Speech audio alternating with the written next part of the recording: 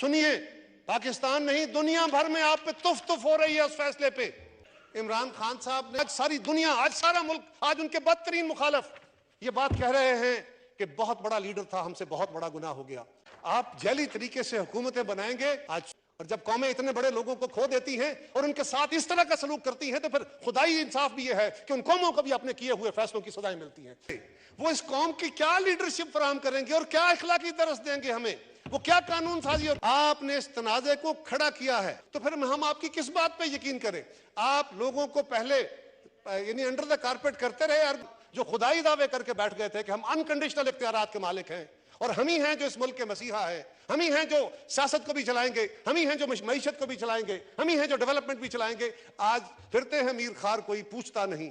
इस वजीर आजम को अलग करके और दूसरे वजीर आजम को अलग किया। अस्सलाम वालेकुम नाज़रीन इकराम, कमर ज़मान कायरा की तारीखी मुकम्मल वीडियो आपको दिखाते हैं। आप जानते हैं कि डोनाल्ड ट्रंप के हलफ उठाने के बाद नून लीग पर जैसे क़यामत टूट पड़ी है। अब उनको लग रहा है कि इमरान खान की रिहाई का वक्त हो गया है। उसी वजह से कमर ज़मान कायरा ने असम्बली में खड़े होकर क्या कुछ कहा, अपनी इत्तेहादी हुकूमत के कान खोल के रख दी और पूरे मुल्क के अंदर जो कुछ हो रहा है उस हवाले से फट पड़े। आप वीडियो देखिए, फिर इस पर बात करते हैं। स्पीकर, इस वक्त मुल्क में जो बेयकीनी है की कैफियत है,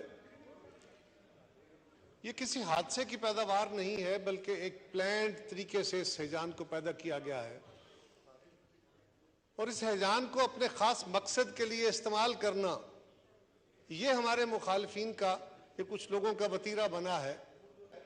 हर बंदा, पाकिस्तान का हर शहरी इस बात पे मुतफक्कर है, वो किसी भी तरफ का है, वो किसी भी जमात से ताल्लुक रखता है कि फ्यूचरिस्टिकली हमारा क्या बनेगा, मुल्क किस तरफ जा रहा है। हमारी जमातें भी, हम आपस में भी लड़ते रहे। आज हमारी अपनी इस शहर की गलियां, इस शहर की सड़कें भी वो नज़ारे देख रही हैं, लाहौर की सड़कें भी वो नज़ारे देख रही हैं और भी बहुत सारे शहरों की सड़कें वो नज़ारे देख रही हैं कि वही आला लोग, वही आला जज साहबान जो खुदाई दावे करके बैठ गए थे कि हम अनकंडीशनल इख्तियारात के मालिक हैं और हम ही हैं जो इस मुल्क के मसीहा है, हम ही हैं जो सियासत को भी चलाएंगे, हम ही हैं जो मईशत को भी चलाएंगे, हम ही हैं जो डेवलपमेंट भी चलाएंगे। आज फिरते हैं मीर खार, कोई पूछता नहीं। इस आशिकी में इज्जत सादात भी गई। आज ये हालत हुई पड़ी है उनकी। आप अकलियत के फैसले को अक्सरियत में मुसल्लत करना चाह रहे हैं। ये कौन सा इंसाफ और कौन सी अदालत है? हमें आप किस असूल की बात कर रहे हैं जिसने आप, जनाब स्पीकर, जिसने इस ऐवान को असूलों और कानून पर चलने के दर्स देने हैं, पहले उसको अपने आप को भी देखना होगा कि क्या वो खुद अपने असूलों पर चल रहा है। जनाब स्पीकर, हम जब यहाँ आते हैं तो हम मुख्तलिफ बैकग्राउंड से, मुख्तलिफ नजरियात की हामिल जमातें होती हैं। कुछ के नेशनल एजेंडाज होते हैं, कुछ के इलाकाई इशूज के ऊपर जमातें तश्कील पाती हैं, अपने अपने मंशूर होते हैं। हमारी डिवीजन तो जेन्युइन है और ये इस लाइन से उस तरफ और इस तरफ ये वाज़ेह लाइनें हैं, ये इस ऐवान का तकद्दस और हुस्न है। जनाब स्पीकर, हम भी अक्सरियत की बुनियाद पर फैसले करते हैं। मुझे ये सवाल तो करना है ना कि जनाब आपको क्या हुआ, आपके यहां तो ऐसा नहीं है।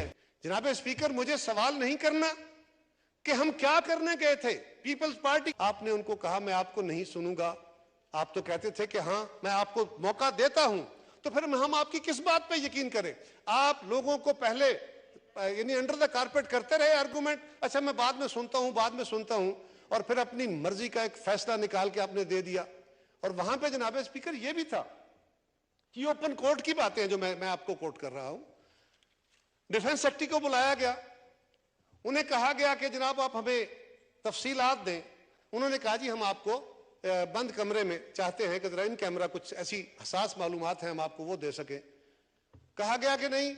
फिर अल्टीमेटली तय हुआ कि आप हमें बंद लिफाफे में अपनी मालूमात जो हैं, अपनी जो इंफॉर्मेशन है वो अदालत को दे दें। और उसके बाद अगले दिन उनकी रिपोर्ट आई, पता नहीं पढ़ी नहीं पढ़ी हमें नहीं पता। वो बंद कमरे के अंदर बैठ के आपने चंद लम्हों में उस रिपोर्ट को देखा और उसको एक तरफ फेंकते हुए आपने फैसला फरमा दिया। ये फरमाइए, हम इस पे नाइंसाफी का दुहाई ना दें तो क्या करें, इस पे सवाल ना उठाएं तो क्या करें। कहीं तो आप पे सवाल होगा।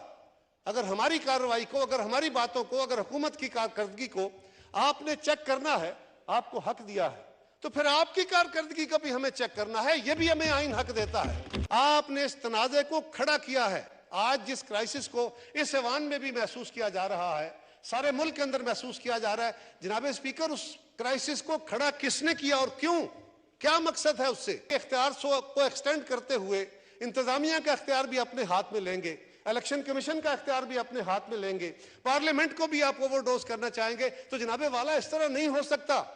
پاکستان کے عوام نے اس ایوان کو تشکیل دیا ہے, پیدا کیا ہے. اس ایوان نے وہ آئین پیدا کیا ہے جس کی تشکیل اور تخلیق ہے اس ملک کی انتظامیہ بھی, اس ملک کی عدلیہ بھی. وہ اس قوم کی کیا لیڈرشپ فراہم کریں گے اور کیا اخلاقی درس دیں گے ہمیں, وہ کیا قانون سازی اور کیا فیصلے دیں گے جس پہ عمل درآمد ہو سکے. پاکستان اس بات کا متحمل نہیں ہے, اور دنیا بھر میں جہاں کہیں اس تجربے کا اعادہ کیا گیا ہے, یہ تجربہ بری طرح ناکام ہوا ہے اور قوموں کو اور بڑے مسائل کا شکار کر کے گیا ہے. آپ نے مسئلے حل کرنے کے لیے سیاسی فیصلے دیے, سیاسی ایشوز پہ فیصلے دیے, الٹیمیٹلی بحران حل نہیں ہوئے. کیا ہوا؟ اس ملک کے اندر بڑے اہم فیصلے ہیں, آپ نے نظریہ ضرورت دیا, کیا بحران حل ہو گیا؟ آج سنیے عالم آپ پہ کیا تبرے بول رہا ہے, سنیے نا لوگوں کی آواز ساری دنیا میں. آپ نے مارشل لاؤں کو جائز دیا کہ اس لیے کہ جی بحران پیدا ہو گیا, اس کا حل نکالنا ہے. کیا حل آ گیا کہ حل اس سے زیادہ کسی بڑے بحران میں جا کے داخل ہو گیا؟ آج پاکستان اسی کا شکار ہے. آپ نے بھٹو شہید کو پھانسی دی, کیا مسئلہ حل کر دیا؟ آپ نے کہا تھا کہ یہ شخص اس ملک کے لیے بڑا مسئلہ ہے, مسئلہ حل ہو گیا؟ کیا پاکستان میں بحران ختم ہو گئے یا اس سے بہت بڑے بحران میں پاکستان داخل ہو گیا؟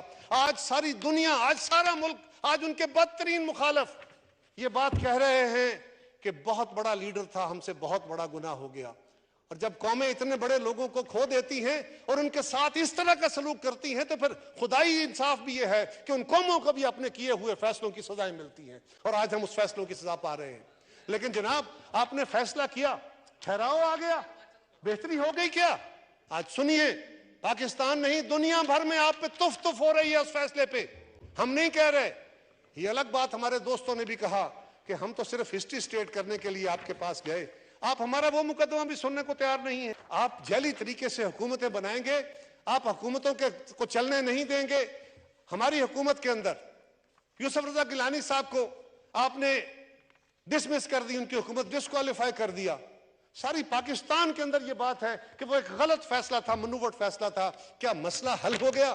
ناظرین کرام, آپ نے ویڈیو دیکھی قمر زمان قاہرہ کی اسمبلی کے فلور پر تاریخی تقریر, پورا ایوان حیران رہ گیا, آنکھیں کھلی کی کھلی رہ گی. آپ جانتے ہیں کہ ڈونلڈ ٹرمپ کے صدر کا حلف اٹھاتے ہی قیامت ٹوٹ پڑی ہے نون لیگ پر. اب عمران خان کو چھوڑنا پڑے گا یا نہیں, اس تذبذب کا شکار ہے.